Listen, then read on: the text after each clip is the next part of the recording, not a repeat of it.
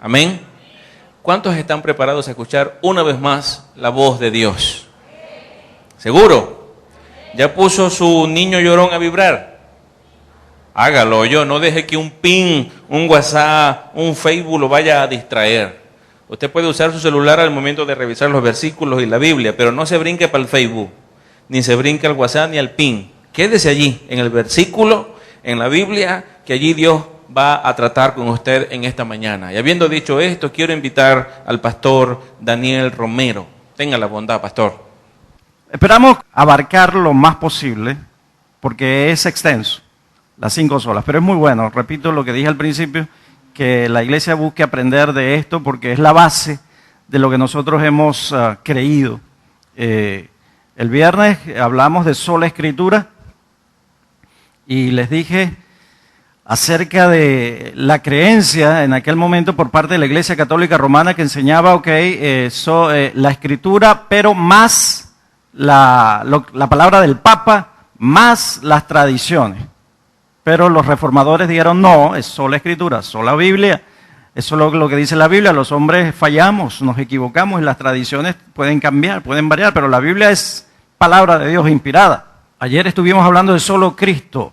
Y en la Reforma, durante ese tiempo la Iglesia Católica Romana decía, creemos en Cristo, pero también creemos que para ser salvos es necesario los sacramentos, las buenas obras, los méritos de los santos, los méritos de María, en fin, una cantidad de cosas. Y la Reforma dijo, no, es solo Cristo salva.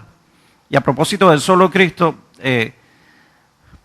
si ustedes vieron el mundial, la final del mundial pasado, Argentina contra Alemania, bueno, Argentina lleva de 2-2, ¿no? 2 finales perdidas. Parece ser que aquí va mucho Argentina porque se pusieron serios. Bueno, el asunto es que durante la final, en el medio tiempo, la televisión brasileña puso una imagen del famoso Cristo de Corcovado, que ustedes deben conocer. Y muy hermosa la postal en ese momento porque detrás estaba el sol que se estaba poniendo. Y si ustedes han visto una foto del Cristo de Corcovado, se darán cuenta que en el pecho tiene un corazón de piedra, pero una cosita pequeñita, como el corazón del Día de los Enamorados, el Día de San Valentín, una cosa así pequeñita aquí pegada. Y los ojos, si ustedes lo han visto bien, es como si estuviera ciego. Cuando hablamos de Cristo, Cristo vino a buscar y a salvar lo que se había perdido, y Cristo, como el Dios soberano, el que todo lo ve, está pendiente de todos nosotros. La gente no necesita un Cristo como ese, de piedra, que no busca, que no ve, que no siente. La gente necesita el Cristo Redentor verdadero, el Cristo Salvador, el Cristo que dio su vida en la cruz. Por eso nosotros predicamos solo el Señor Jesucristo como el Salvador. Y hoy vamos a agrupar 2 solas, como son sola gracia y sola fe.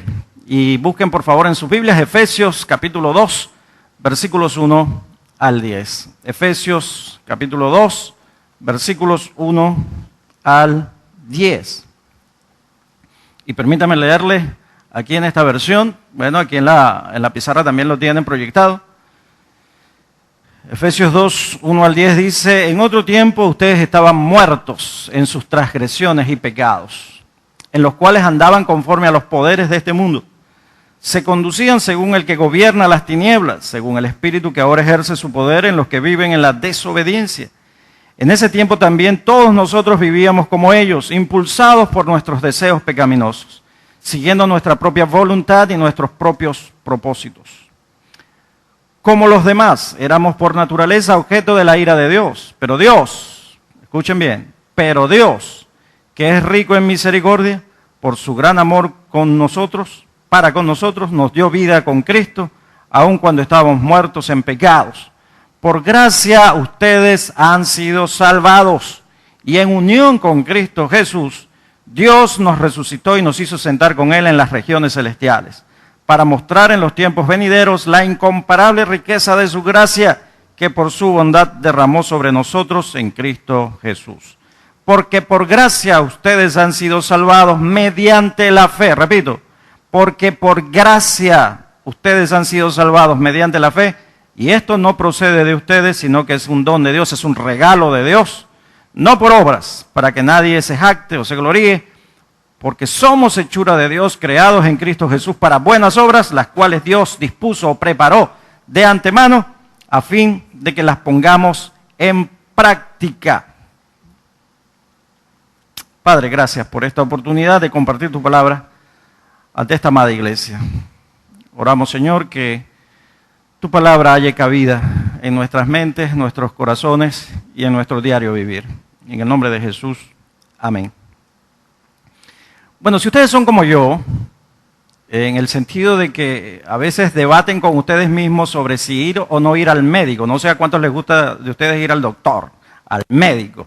A veces nosotros no nos gusta, sobre todo nosotros los hombres, ¿no? Que nos da una gripecita y nos tiramos a morir en la cama, pero no nos gusta ir al médico, no nos gusta ir al doctor, lo pensamos 1000 veces y ponemos excusas y decimos, no, eso se va a pasar tarde o temprano y probablemente se va a mejorar, así solo como llegó, así solo se va, pero eso también, dicen algunos, puede tener terribles consecuencias.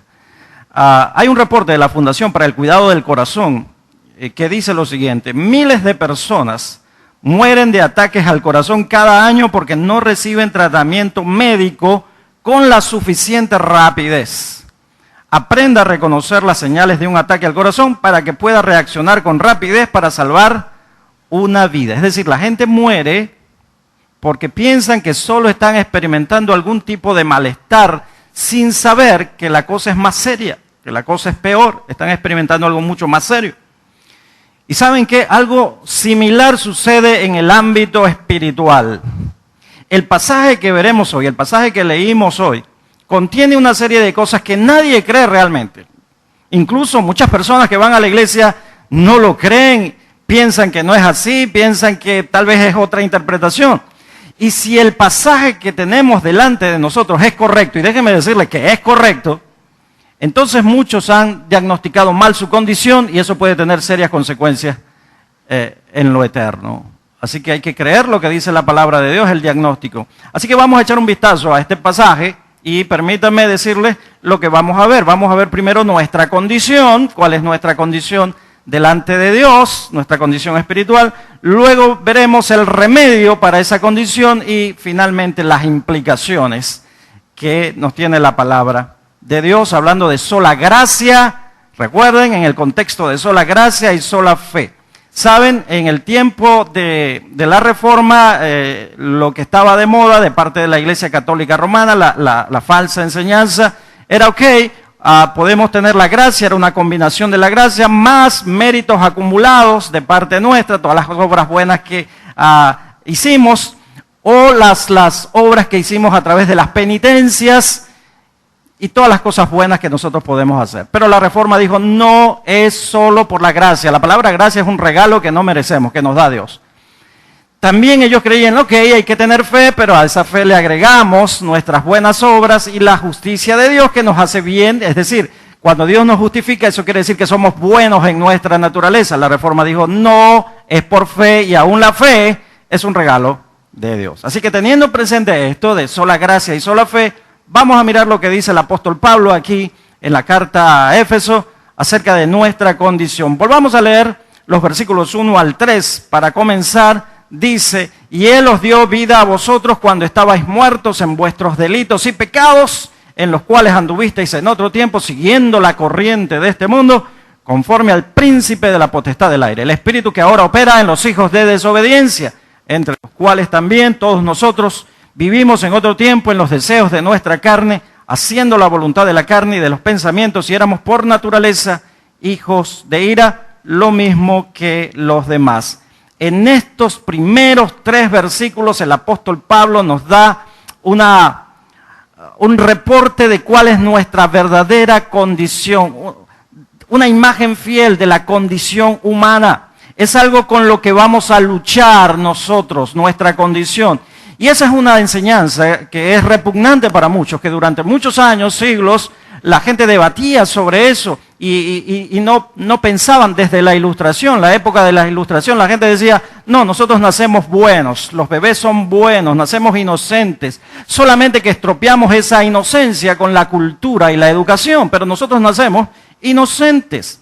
Hubo un hombre muy sabio llamado Blaise Pascal, uno de los hombres más inteligentes que yo he leído en mi vida, y él dijo, y él luchó con esta posición de que todos somos pecadores, todos estamos depravados, según dice la Biblia. Y él dijo, ciertamente nada nos sacude, con más rudeza que esta doctrina. Y sin embargo, debido a este misterio, el más incomprensible de todos, sigue siendo incomprensible para nosotros mismos. ¿Qué quiso decir eso? Que si, hermanos, escúchenme, si nosotros no entendemos lo que Pablo está diciendo aquí, vamos a seguir siendo incomprensibles a nosotros mismos. No nos vamos a entender. No entenderemos cómo muchas veces, aún siendo cristianos, cometemos cosas que no le agradan a Dios. Cómo muchas veces nos dejamos llevar por la ira, por el rencor, por el orgullo, por la envidia, por la apatía, porque esa es la condición del hombre en su estado natural. Y nosotros, a pesar de que Cristo nos ha salvado, todavía estamos luchando con esa vieja naturaleza. Entonces no vamos a comprender, no vamos a ser capaces de dar sentido a nuestras vidas, no importa el mundo que nos rodea. Así que debemos comprender esto de nuestra condición. Entonces, nos preguntamos, bueno, ¿cuál es la condición humana? ¿Cuál es la condición que Pablo está diciendo aquí que tenemos? Y Pablo lo enumera, tres partes. Escúcheme bien.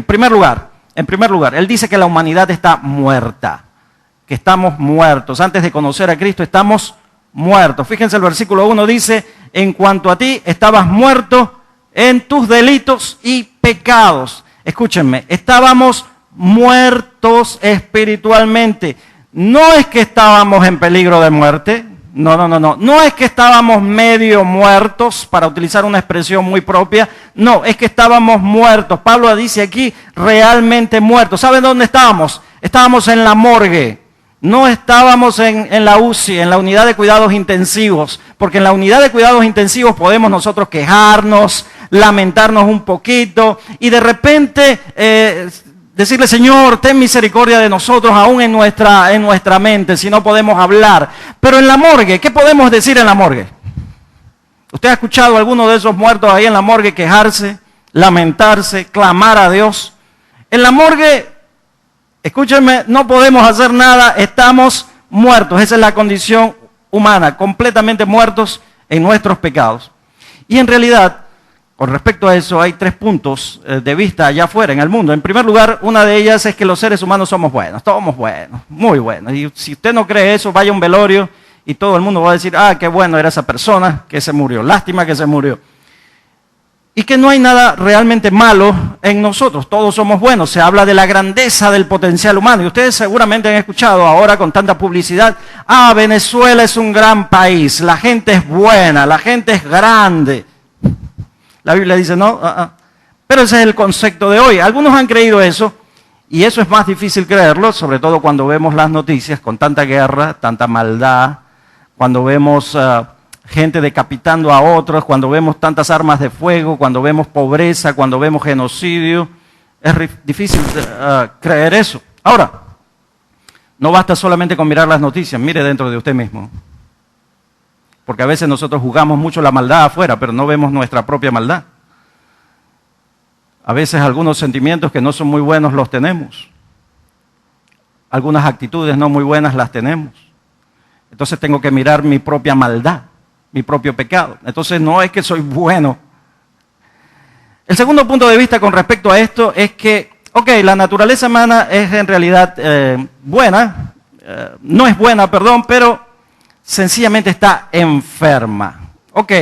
No es que sea mala, sino que tiene una enfermedad. Somos capaces de gran mal, pero con la educación adecuada, y la gente dice hay que darle más educación a este pueblo, hay que darle más educación a las personas que estén estudiando. Pero yo he visto muchos profesionales universitarios, PhD, que no saben resolver sus problemas y que siguen pecando igual. Hay que darle la crianza correcta, dicen algunos. Somos capaces, dicen, de elegir entre el bien y el mal, con el esfuerzo y la formación necesaria. Repito, ese es el punto de vista más popular. Es decir, estamos enfermos, esta sociedad está enferma, pero dándole educación, dándole un buen ejemplo, buena corrección, entonces las cosas van a cambiar. Estamos enfermos, pero necesitamos un buen maestro, un buen guía, un buen tutor, eso nos va a ayudar.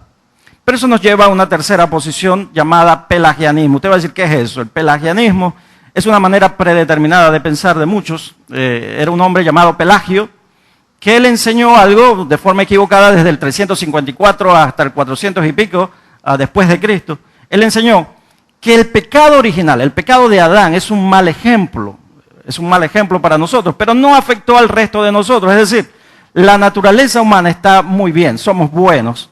Y podemos elegir entre el bien y el mal. Ok, voy a ponérselo de esta manera. Bueno, yo sé que es una comiquita bien vieja, pero los picapiedras, ¿quién no vio los picapiedras? Y recuerdan que a Pedro siempre se le aparecía un ángel bueno y un ángel malo. Un Pedro bueno, un Pedro diablo. Y uno le decía, el bueno le decía lo bueno que tenía que hacer y el malo le decía lo malo que tenía que hacer. Y él decidía a quién le iba a hacer caso. Eso es lo que enseña básicamente el pelagianismo. Nosotros podemos decidir entre el bien y el mal, hacer lo correcto.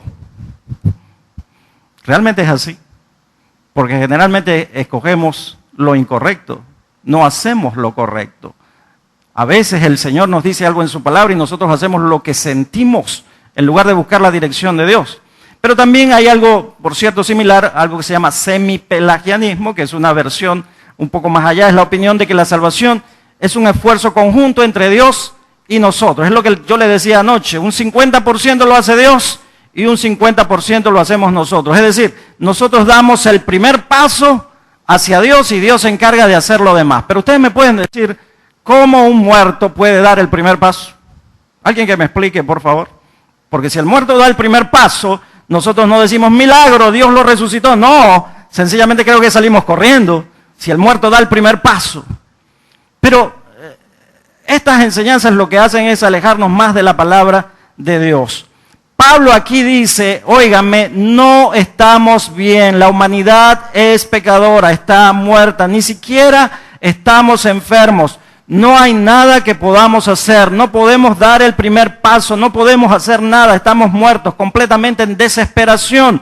Los teólogos llaman a esto depravación completa, depravación total.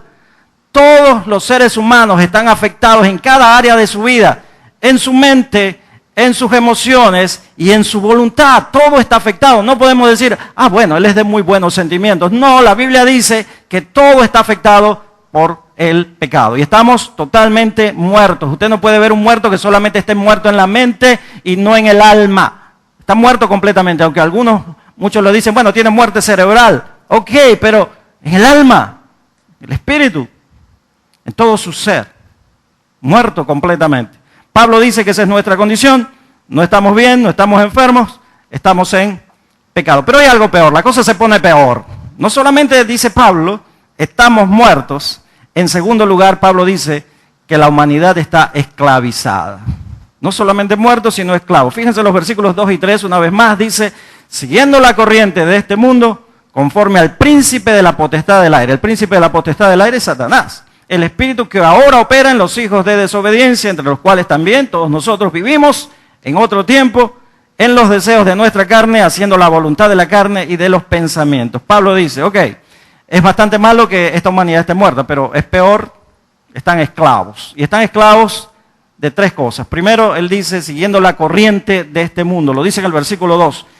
Escúcheme, todos estamos influidos por el mundo, de una u otra manera, en lo que creemos, en nuestras actitudes, en los hábitos, en la preferencia de la sociedad. ¿Cómo es posible que los ídolos en este momento de los jóvenes sean personas como Lady Gaga? Yo nunca he escuchado, ni siquiera me gusta ver sus videos o escuchar sus canciones, pero los jóvenes siguen este tipo de tendencias. Y grupos como estos están saliendo. Usted le pregunta al joven, bueno, ¿cuál es tu sueño? Yo quiero ser cantante, yo quiero ser artista, yo quiero ser como estos, incluso de los que cantan reggaetón y todo ese tipo de cosas. No estoy en contra de la música, pero el asunto es que estamos influidos por el mundo, los jóvenes, por la cultura, las modas, las noticias y mucho más. Los valores de nuestra cultura han afectado todo nuestro ser y lamentablemente también en la iglesia. Lamentablemente. Pero también dice Pablo, no solamente somos esclavos del mundo, éramos esclavos del diablo, también estamos saboteados por el diablo. ¿Saben? Hay gente que va a dos extremos. Primero subestimamos al diablo. Subestimamos al diablo y decimos, no, el diablo no existe, el diablo no es real. Yo he visto muchos cristianos que dicen, yo no creo en el diablo. Y hay otros que le dan demasiada importancia al diablo. Como escuché a una hermanita una vez que la estaban en una reunión de iglesia, era muy chismosa, y entonces estaban con el asunto de que si la disciplinaban o no, y ella se le ocurrió decir en su defensa, no, lo que pasa es que el diablo habló por mi boca. Imagínense si el diablo hablara por nuestra boca, aquí no quedará nadie, no quedará nadie. Así que el asunto es que el diablo es real, pero ha sido derrotado por Cristo, pero el diablo no se va a rendir sin dar pelea, ¿ok? Todavía continúa su trabajo. El diablo es real, pero recuerden, Cristo venció al diablo y Cristo está en nosotros. El diablo no puede entrar en el cristiano porque Cristo mora en él.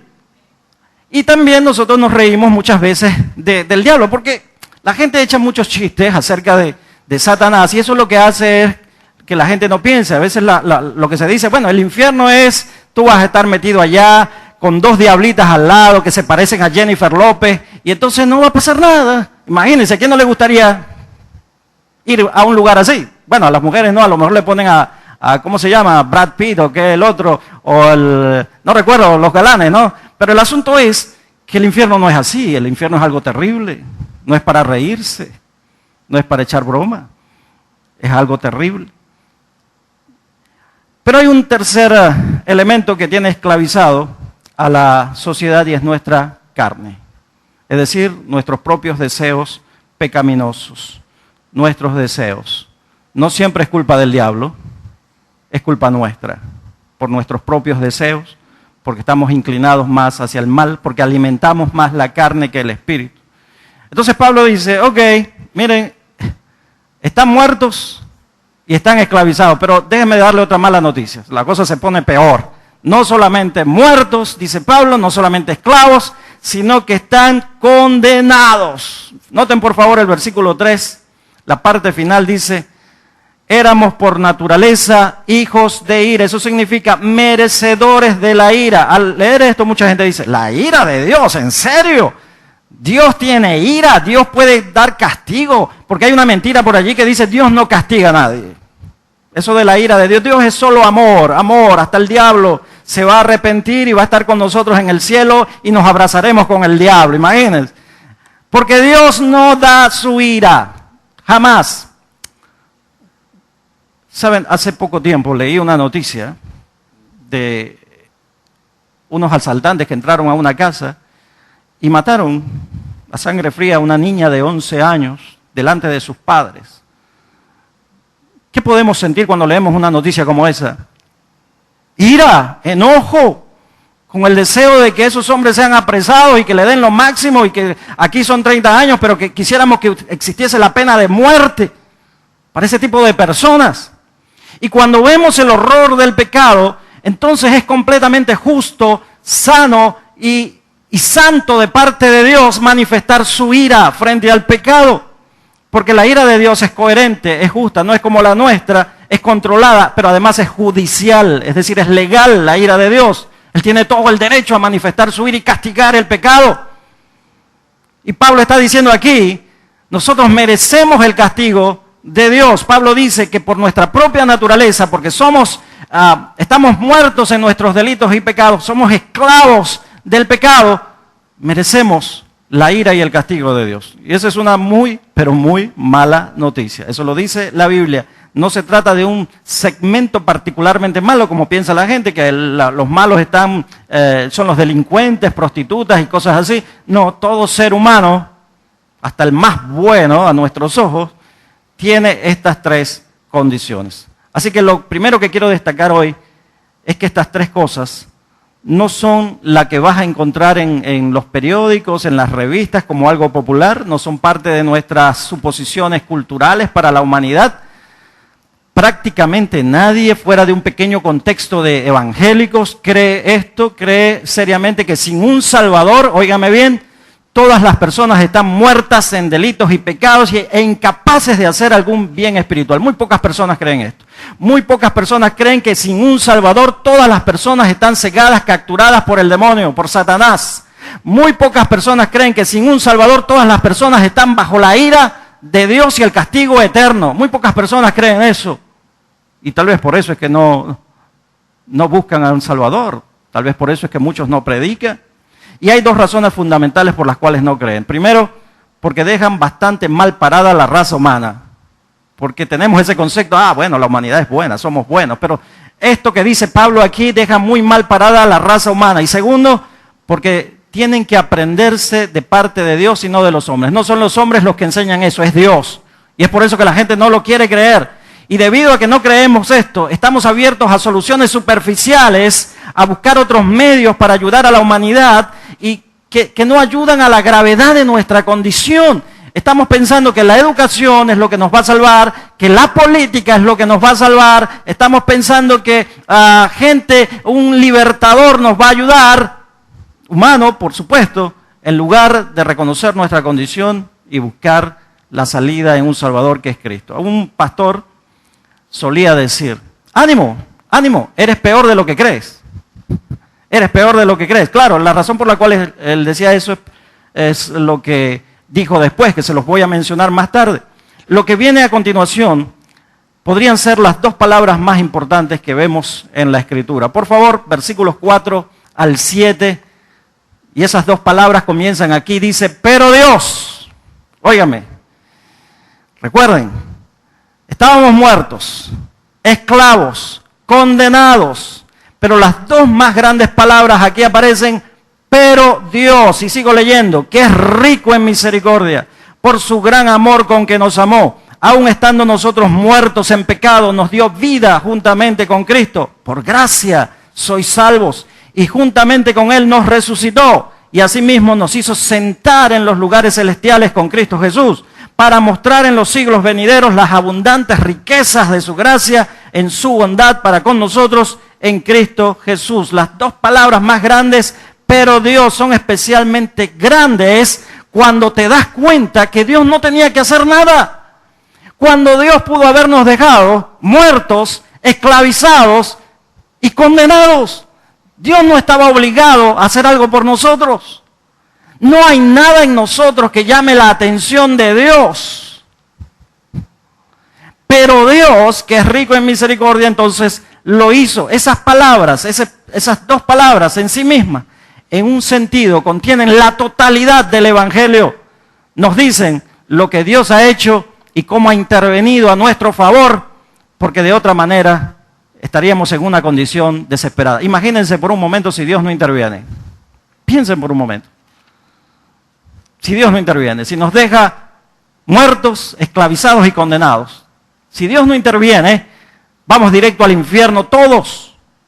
Y la gente entonces trata, yo voy a crear mi religión. Y la religión, hermanos, todas las religiones son un intento de parte de nosotros, los seres humanos, por alcanzar a Dios. Pero como somos pecadores, nuestras intenciones están dañadas por el pecado, nuestras religiones no pueden alcanzar a Dios.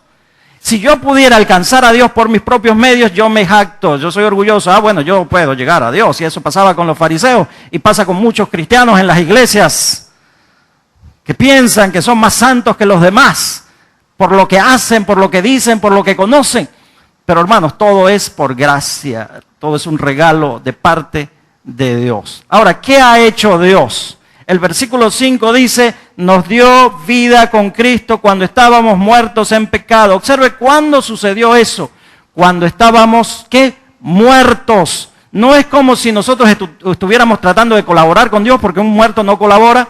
No es como nosotros que nosotros estamos dando el primer paso, porque los muertos no dan pasos. Así usted le ponga zapatos en la urna, no dan pasos. Cuando estábamos muertos fue Dios quien tomó la iniciativa y nos dio vida. Él fue el que hizo el primer movimiento y sigue haciendo los movimientos en nosotros. Él nos resucitó. El versículo 6 también dice que hemos sido resucitados con Cristo. ¿Y saben qué? Dice, estamos sentados con Él en los lugares celestiales. Recuerden, Pablo dijo, miren, ustedes estaban muertos, estaban esclavizados y estaban condenados. Y ahora dice que gracias a Cristo estamos vivos, somos libres y estamos en el trono conjuntamente con Cristo. Imagínense el cambio total, pero no por algo que nosotros hicimos.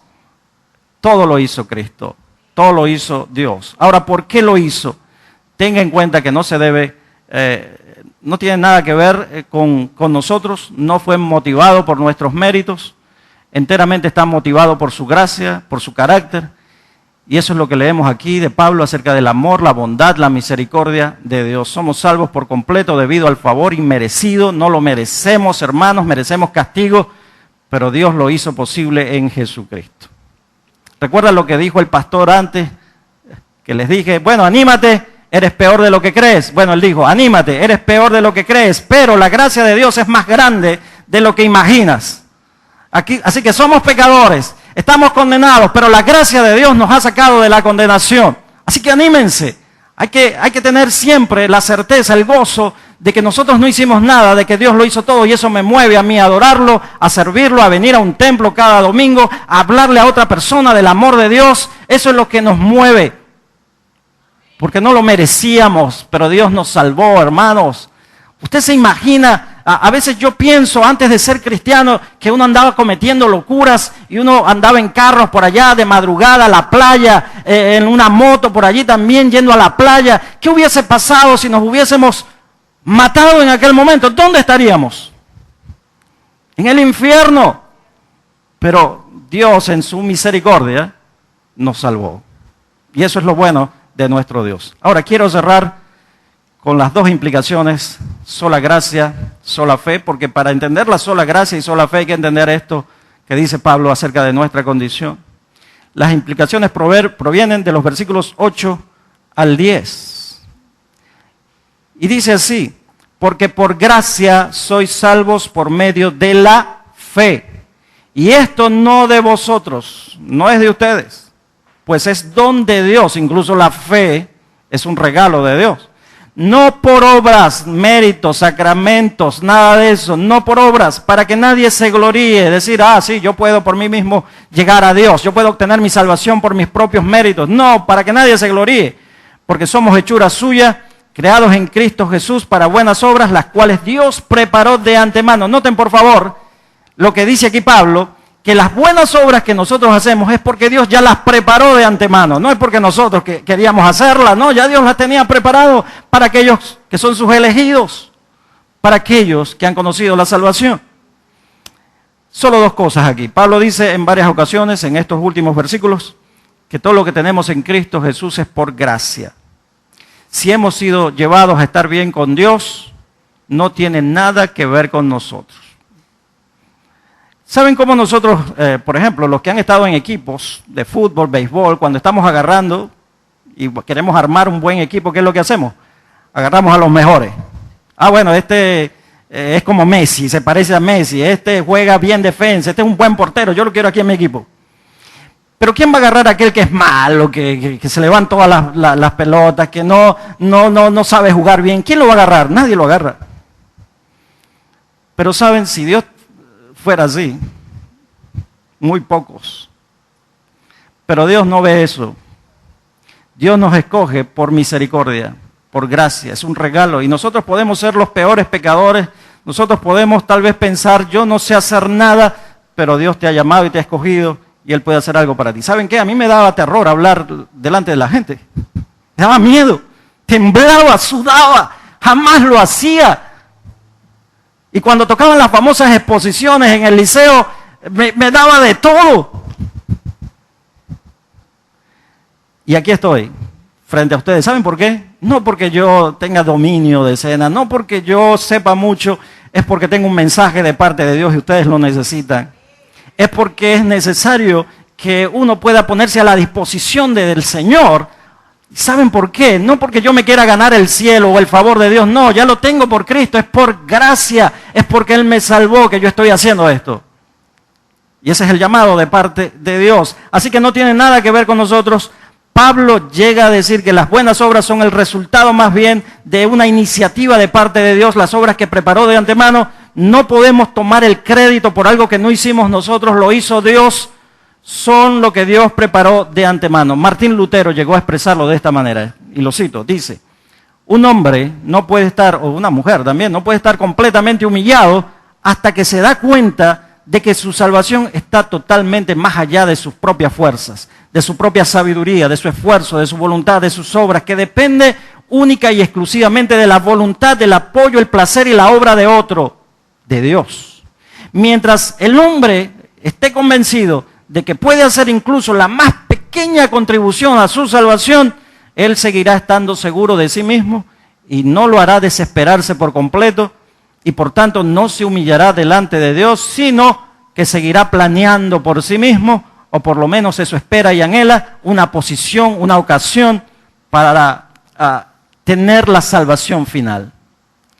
Así que si nosotros pensamos, si el ser humano cree que por alguna cosa que él puede hacer puede alcanzar la salvación, jamás va a entender su condición, jamás va a entender la gracia y la misericordia de Dios, jamás va a buscar una relación personal con Dios. Para que nadie se gloríe, dice Pablo, no podemos tomar el crédito, no podemos tener ninguna jactancia. Bueno, ayer les contaba una historia de esas que se cuentan mucho sobre el cielo. Hay otras, hay muchas, pero permítanme compartir con ustedes de un hombre que muere y va al cielo. Y está San Pedro, siempre está San Pedro allí en la puerta, aunque eso no es algo bíblico, pero bueno, San Pedro está allí. Y le dice al hombre, ok, para entrar aquí al cielo, tú tienes que acumular 300 puntos. Y el hombre dice, bueno, estoy preparado para eso, 300 puntos, eso es pan comido. Por tus obras, le dice Pedro. Entonces el hombre dice, bueno, Pedro, allá te ve esta. En 40 años de matrimonio siempre le fui fiel a mi esposa. Jamás pensé en otra mujer y mucho menos estar con otra mujer. Y Pedro dice, qué bueno, eso te vale 1/4 de punto. ¿Cómo? 1/4 de punto. Bueno, ahí te va otra, Pedro.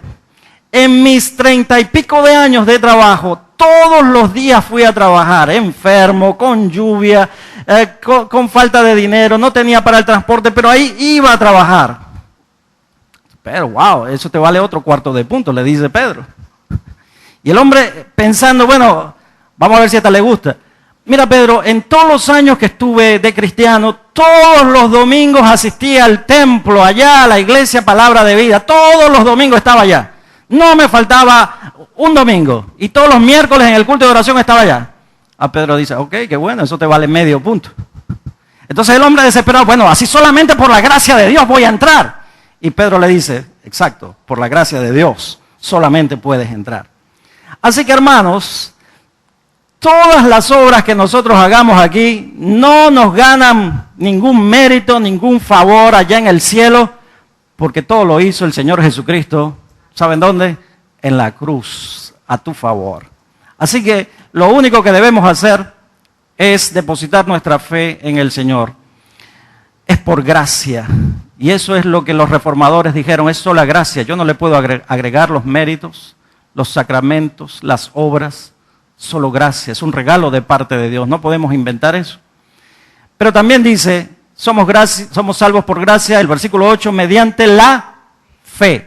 Saben, la Iglesia Católica Romana enfatizaba el uso de indulgencias, lo dijimos el primer día, el viernes, las indulgencias eran papeles, eran unos certificados para el perdón, la remisión de pecados que hacían que tu familiar que estuviese en el purgatorio salía más rápido. De paso que el purgatorio no existe, pero bueno, o que si tú ibas a ir al purgatorio, salías de ahí, ¿no? Rápido. Pues eso era para comprar una posición con Dios, buenas obras, incluyendo el bautismo, y fueron vistos como requeridos para la salvación. La gente desesperada comprando esos bonos para el perdón. Imagínense ustedes. Y todavía hoy en día se siguen vendiendo. Sola fe significa eso. Solo fe se refiere específicamente a la doctrina de la justificación. Ustedes saben lo que es la doctrina de la justificación. La doctrina de la justificación es somos salvos por la fe y justificados por los méritos de Cristo. Saben, los católicos creen en la justificación, pero permítanme hacer una diferencia aquí. Para los católicos la justificación es, ok, Dios te ha declarado justo, eres bueno, pero llegas a ser bueno en tu propia naturaleza. Nosotros los cristianos, según la Biblia creemos, ok, Dios nos ha declarado justo, pero no llegamos a ser buenos en nuestra propia naturaleza. Tenemos los méritos ¿de quién? De Cristo. Esa es la diferencia. Y hay mucha gente que piensa, bueno, Dios me declaró justo, soy buena persona, soy un buen cristiano, estoy haciendo todo lo posible por portarme bien.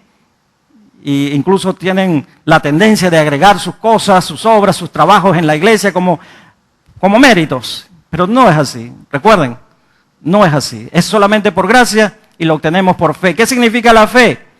Hermanos, no existe cantidad de buenas obras, virtudes morales, sufrimiento personal que pueda en cualquier caso justificarnos delante de Dios. Nada de lo que podamos hacer es solamente unidos con Cristo, el único que hizo las buenas obras que nosotros no podemos, el único que tiene la justicia que nosotros no tenemos, el único que no merecía el castigo, pero llevó el castigo que nosotros merecíamos, solamente en la unión con Él, nosotros somos justificados delante de Dios.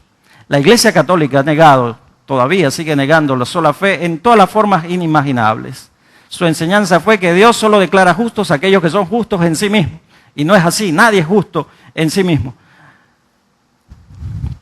Así que ellos inventaron los sacramentos, recuerden, para impartir gracia y salvación. Por ejemplo, el bautismo, eso nos va a quitar el pecado original. La comunión de la cena, esa representa literalmente cuando usted se come el pan, se está comiendo a Cristo y eso también le ayuda a perdonar sus pecados.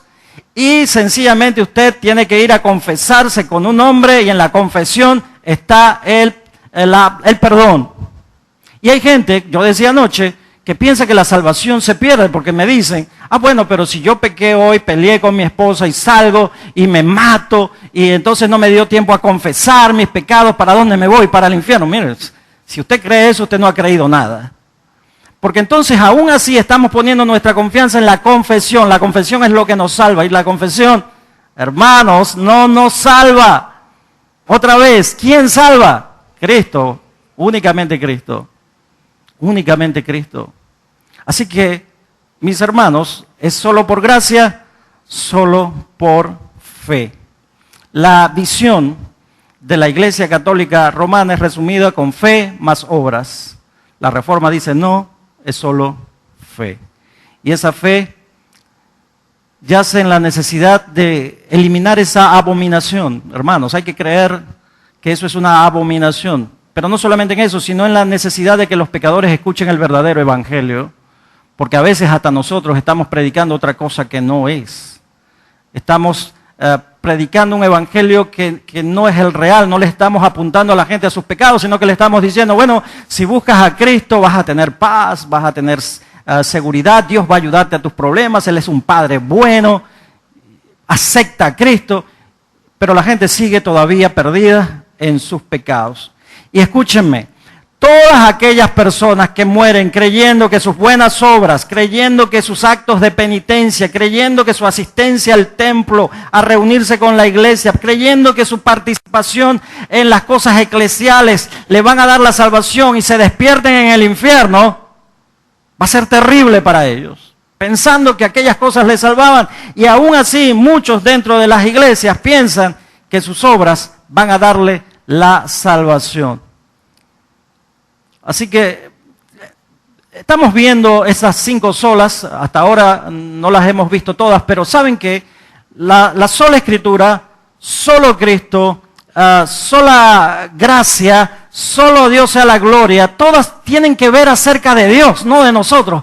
¿Por qué nosotros vamos a pensar que sola fe se refiere a un esfuerzo humano? No, también la fe es un don de Dios. También es un don de Dios. Aquí lo dice Pablo.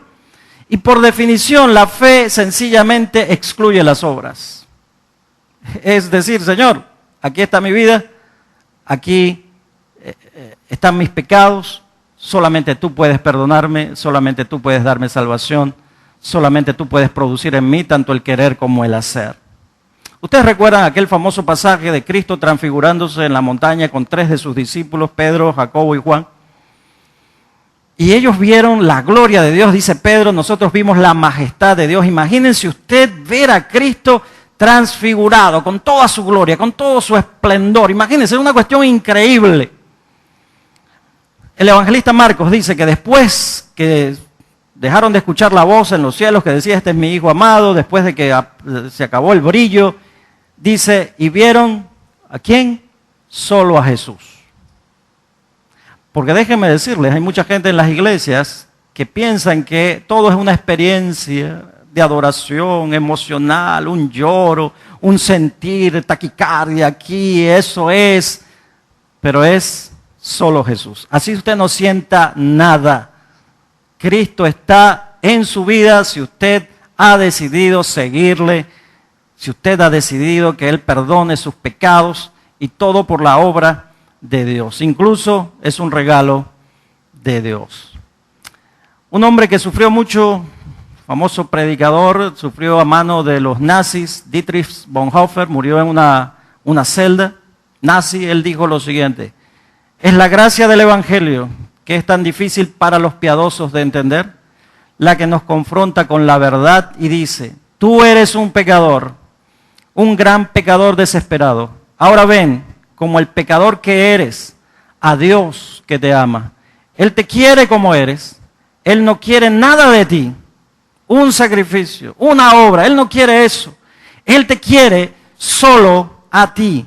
Dios ha venido para salvar al pecador. Alégrate. El mensaje es la liberación a través de la verdad. No puedes ocultar nada de Dios. La máscara que te pones delante de los hombres no te va a hacer ningún bien delante de Dios. Dios, quiere verte como eres. Él quiere tener misericordia de ti. Tú no tienes que mentirte a ti mismo y a tus hermanos en la fe como si estuvieras libre de pecado. Puedes atreverte a ser un pecador, porque nos ponemos la máscara de santos, de pensar que por nuestras buenas obras, nuestro buen comportamiento en la iglesia, eso es lo que vale delante de Dios. Pero hermanos, mejor es decir: Señor, soy un pecador, no merezco nada, no merezco tu perdón, no merezco estar aquí como miembro de esta iglesia, pero tú, Señor, me has traído y estoy aquí, te doy gracias, me alegro porque a pesar de ser un pecador no me rechazas, diste a tu propio Hijo por mí. Así que no nos pongamos máscaras y reconozcamos quiénes somos, pero reconozcamos qué hizo Cristo. Inclinen su rostro, por favor.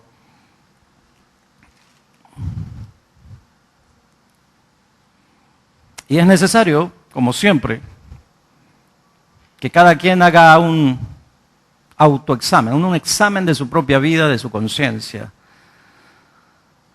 de cómo anda con Dios. De que no se crea que por su trabajo dentro de la iglesia, de que por el hecho de saber más versículos, por el hecho de conocer más de Biblia, por el hecho de tener un récord de asistencia a la iglesia impecable, eso le gana méritos con Dios.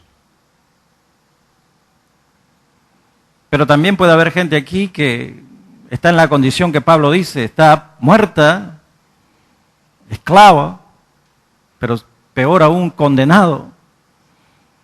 Pero Cristo vino a librarnos de la condenación eterna al morir en la cruz. A todo aquel que se acerca, Él perdona todos sus pecados. Y tal vez hay otros que están con máscaras dentro de la iglesia, con la máscara de santidad, pero no están bien con Dios, no están bien con el Señor. Pero ¿sabes qué? Lo bueno del Señor es que si tú te acercas, Él te acepta, Él no echa a nadie afuera.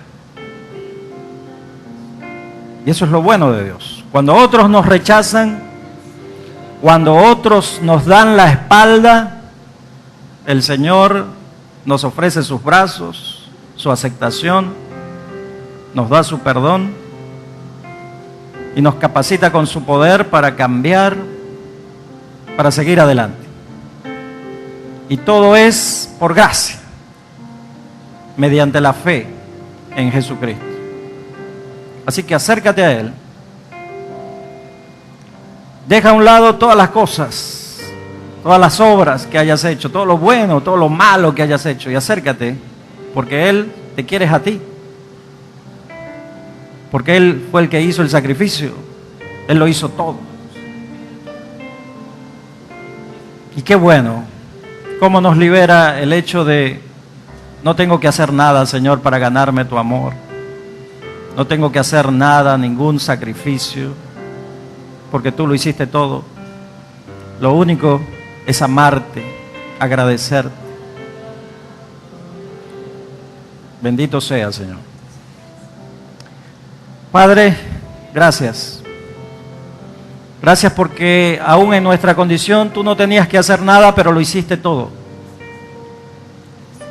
Tomaste la iniciativa, viniste a buscarnos donde estábamos, nos sacaste de la condenación eterna, Nos diste vida, libertad y nos hiciste sentar en los lugares celestiales. Bendito seas por siempre. Y te pido que bendigas y ayudes a cada una de las personas que están aquí, que están con sus luchas contra la tentación, contra el mundo, contra el mismísimo Satanás. Ayúdales a apropiarse de tu verdad, de tu palabra, de que tú estás con ellos siempre, no les vas a abandonar nunca. Padre, lo necesitamos porque somos pecadores, somos débiles. Necesitamos de tu fuerza. Necesitamos más de ti siempre. Gracias, Señor, porque lo has ofrecido por pura misericordia, por pura gracia. En el nombre de Jesús. Amén.